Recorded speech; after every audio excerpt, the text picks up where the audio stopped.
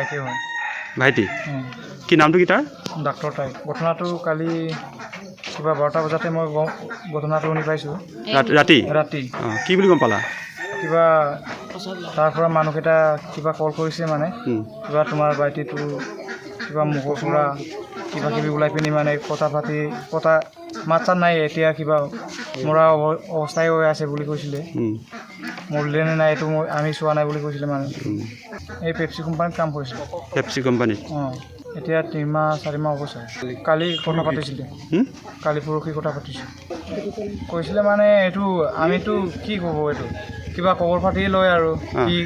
বাচ্চাত কালে নাই কি কাম কৰিছে এইটোৱে উদো ন সন্দেহটো হ'বই আৰু কিবা 5জন মানুহ থাকি পিনি 4জন মৰাৰ পিছত এজনে কেনেকৈ আছিলে এইটো ন্যায় বিচাৰিব আৰু এতিয়া ঘৰখন কোনে চলাই সিয়ে চলাই আছিলে নেকি ডাক্তৰ তাইডে চলাই আছিলে ডাক্তৰ তাইডে চলাই আছিলে পইচা পাতি দি আছিলে কালি 3টা বজালৈকে খবৰ বাতৰি লৈ আছিলে তাৰ পৰা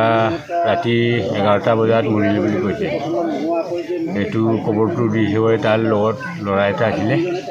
এই ল'ৰাটো খবৰটো দিছে এই বেংগলত কাম কৰি আছিলে 3 মাহমান 4 মাহমান হৈছে নেকি হয় নেকি যোৱাটো কি কোম্পানীত কাম কৰিছিলে জানেনে এইটো টেক্সি কাম কৰিছিলে নেকি এতিয়া কি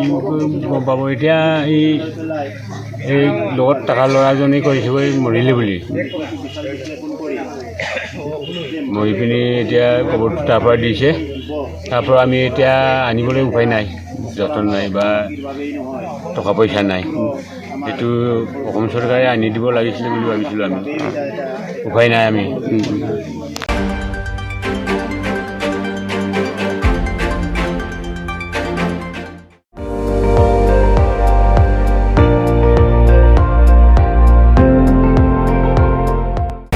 আপুনি চাই আছে ND24